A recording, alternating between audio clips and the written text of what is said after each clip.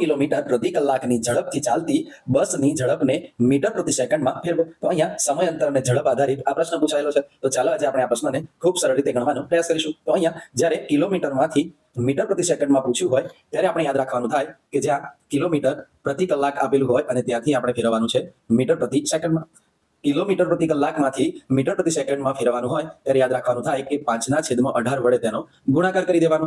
તો અહીંયા કિલોમીટર આપેલા છે કે 90 કિલોમીટર પ્રતિ કલાક. તો અહીંયા લખી દઈએ 90 કિલોમીટર પ્રતિ કલાક, જેને આપણે મીટરમાં ફેરવવું હોય તો આ 5/18 ને સીધો ગુણાકાર કરી દેવાનો. તો અહીંયા ગુણાકાર કરી દઈએ એટલે આપણો જવાબ મળી જશે. તો અહીંયા 90 આપેલા છે તો 90 ના ભાગ પાડીએ 18 ના ગુણાંકમાં. તો 90 18 ના ઘડિયામાં આવશે 18 × 5, 18 × 5 90. સરખી સંખ્યા અહીંયા ઉડી જશે એટલે કે 18 ઉડી ગયા. હવે છેદમાં કઈ રહેતું નથી, અંશમાં રહ્યા આ 5 અને આ 5, તો પાય ને 25. તો આપણો જવાબ મળી જાય કે જે 90 કિલોમીટર પ્રતિ કલાકની જે ઝડપથી બસ ચાલે છે તેને મીટર પ્રતિ સેકન્ડમાં ફેરવવો હોય તો અહીંયા 25 મીટર પ્રતિ સેકન્ડ આપણો જવાબ આવશે. તો 25 મીટર પ્રતિ સેકન્ડ તો ઓપ્શનની દ્રષ્ટિએ ઓપ્શન એ આપણો અહીંયા સાચો જવાબ થશે.